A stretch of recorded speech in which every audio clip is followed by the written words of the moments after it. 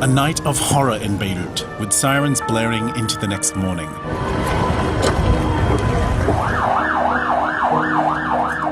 A blast leveled a big part of the city and left many without homes.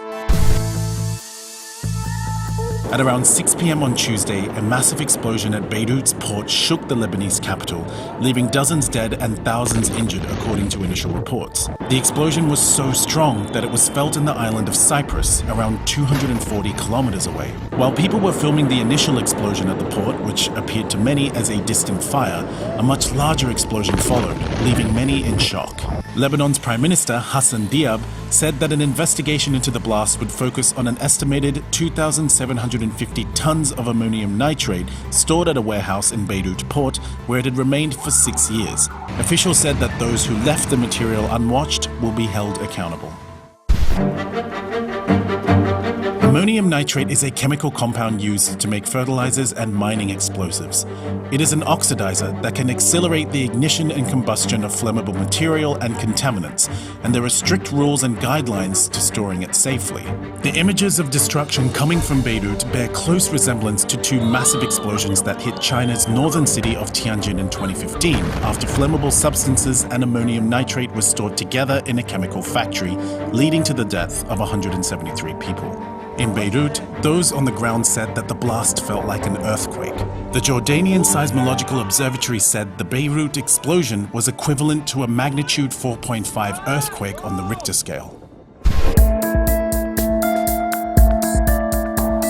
With at least 113 people dead and more than 4,000 injured, officials expect the death toll to rise further.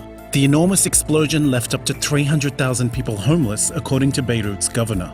A ship belonging to the United Nations Interim Force in Lebanon, docked in Beirut, was also damaged, and several naval peacekeepers were injured.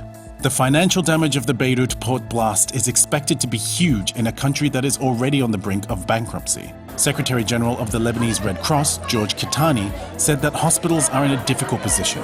Some of them were damaged by the blast and cannot handle any more patients, meaning thousands injured from the explosion cannot be attended to. The Lebanese Red Cross also announced that a number of doctors have also died following the explosion. To make things worse, Lebanon's health minister said that medical supplies stored at a warehouse near the blast zone have been destroyed, and has appealed for help from the international community.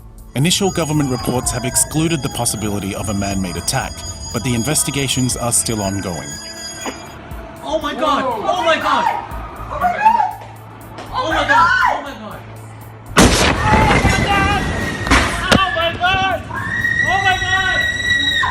The country has announced a period of mourning for 3 days following the blast, and the explosion comes at a sensitive time for Lebanon. The country's economy has been in free fall for almost a year, and the coronavirus crisis has intensified the country's economic woes. The blast also occurred days before an expected verdict on a trial over the killing of former Prime Minister Rafik Hariri in 2005.